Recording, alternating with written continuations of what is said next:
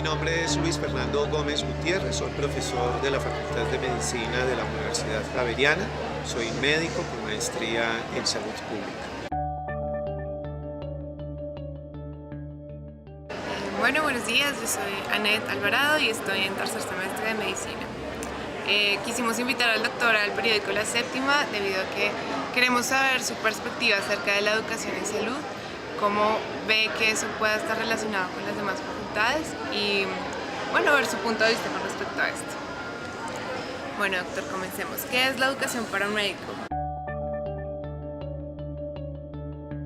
Bueno, muy bien. Esa es una pregunta bastante difícil y yo creo que nadie tiene una definición muy precisa de lo que es la educación. Voy a compartirte mi postura acerca de este tema. Yo creo que hay un malentendido con el concepto de educación en salud, porque muchas personas consideran que la educación es igual a información. Y esa es una visión que un gran pedagogo del Brasil, Paulo Freire, criticaba mucho, y es una concepción bancaria. Simplemente es llenar una vasija, llenar un recipiente con información. Si las personas tienen un conocimiento y unas destrezas que se expresan a nivel individual, van a cambiar sus comportamientos en salud. Todos los estudios que se han llevado a cabo en el área de la salud pública, de la epidemiología social, muestran que eso no es cierto. Y voy a dar un ejemplo concreto acerca de este tema.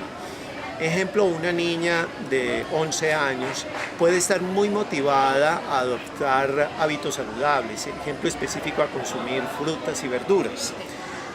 Su mamá se ha preocupado, lo mismo que su papá, por darle una información acerca de los beneficios que tiene para la salud los patrones de alimentación saludable. Sí. Pero esta niña se puede enfrentar, como la mayoría de las niñas en Colombia, con un entorno escolar bastante agresivo. Entonces, yo pregunto, ¿qué nivel de autonomía, a pesar de ese nivel de motivación que tiene la niña, qué nivel de autonomía tiene en ese contexto para modificar un comportamiento? Yo diría que muy bajo. ¿Sí? Y también lo relaciono con una experiencia personal. Yo estudié medicina en la década del 80 y mis profesores de medicina interna, el 100% fumaban. El 100% fumaban. Y eran personas que sabían mucho acerca de los riesgos que tenía el consumo de tabaco. Algunos de ellos murieron de infarto agudo del miocardio, otros murieron de cáncer de pulmón. Entonces siempre yo me hacía la pregunta, el conocimiento a nivel individual como que no tiene una capacidad de predicción adecuada en términos de comportamiento, ¿qué estará pasando? Y lo que ocurrió a finales de la década del 80 en Colombia es muy interesante y nos puede dar claves de cómo una sociedad, no un individuo, modifica prácticas sociales. A finales de la década del 80 se publicaron los primeros artículos que mostraban que la exposición pasiva al humo de cigarrillo estaba vinculado con mayor riesgo cardiovascular y de padecer otras enfermedades crónicas como cáncer de pulmón. Lo interesante aquí es que ese conocimiento trascendió del individuo a la sociedad.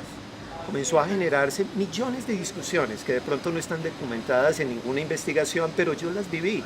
Se discutía mucho en los cines, en los buses, acerca de la conveniencia de no fumar en espacios cerrados. Los que no éramos fumadores, confrontábamos a los fumadores en diferentes espacios. Y esa discusión, esa deliberación, desde mi perspectiva, llevó poco a poco a generar acuerdos sociales. ¿Cuál es la parte interesante de esta enseñanza? Es que esos acuerdos en amplios sectores de la sociedad, no en todos, pero en amplios sectores de la sociedad, permitieron que una ley que se aprobó en el año 2009 en el Congreso de la República sobre espacios libres de humo tuviera una alta legitimidad social. En pocas palabras, primero se generó la discusión social y luego se generó la norma o la ley. Para mí, desde mi perspectiva y de otros pedagogos, ejemplo, Paulo Freire lo diría y otros filósofos, eso es un proceso de educación. Bueno, los estudiantes de literatura saben mucho más que yo acerca de este tema, pero el gran poeta irlandés Yeats decía algo muy bonito acerca de la educación, como que resume estas ideas. Decía, la educación no es llenar una vasija, la educación es prender un fuego. Es una visión crítica y reflexiva de la realidad. El conocimiento científico es muy importante, pero se tiene que entrelazar con otros argumentos de carácter ético y moral, de cómo las sociedades quieren vivir en sociedad. Creo que ahí los médicos nos estamos equivocando. Creemos que cuando vemos un paciente en una consulta y le decimos, no consuma alcohol, no fume, es una visión prescriptiva, bancaria, sí, como la que te acabo de mencionar. Sí, o sea, eso no es educación. Para mí no es educación, es una simple información, que puede ser útil.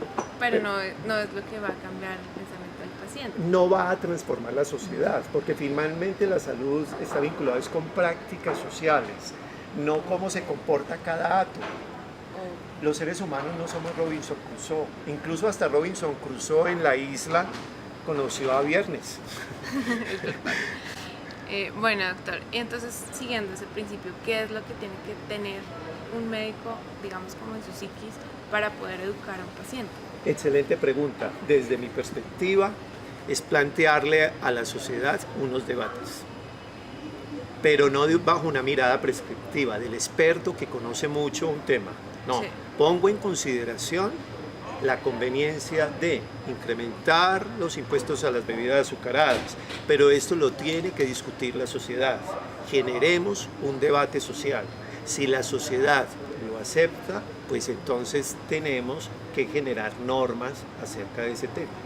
Okay. Está un poco relacionado con algo muy bonito que planteaba Kant acerca de cómo entendía Kant la autonomía.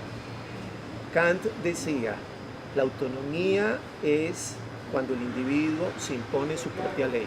O sea, cada persona decide de una manera libre cuál va a ser la ley, o digámoslo así, en términos kantianos, como la ley moral que lo va a regir. Ahora, Kant se fijó mucho en el individuo, pero fue muy inspirador porque otros filósofos consideran de que autonomía en términos sociales es que una sociedad debata acerca de un tema y posterior a un acuerdo pueda imponerse su propia ley. Ok, y otra pregunta, doctor. Digamos yo en consulta con mi paciente al frente, siendo yo, no sé, cualquier tipo de especialidad, pero que no es de tanto la salud pública, sino desde el debate, sí. ¿Cómo le genero al paciente para que pueda entender, por ejemplo, los riesgos de no consumir frutas y verduras, de no consumir alimentos que tienen fibra? Muy buena pregunta. Yo la contestaría, ejemplo, desde la medicina familiar. Los médicos familiares tienen algo muy interesante, es que no solamente centran su atención en el paciente, sino en la familia, en la comunidad que lo rodea.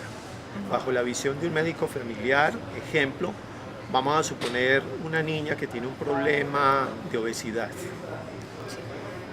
Ese médico familiar o esta médica familiar se preocuparía por establecer contacto no solamente con los padres de esta paciente, sino con otros padres de familia. ¿En qué colegio está la niña?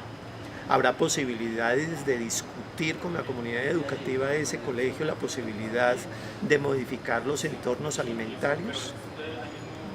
Ese sería como el plus.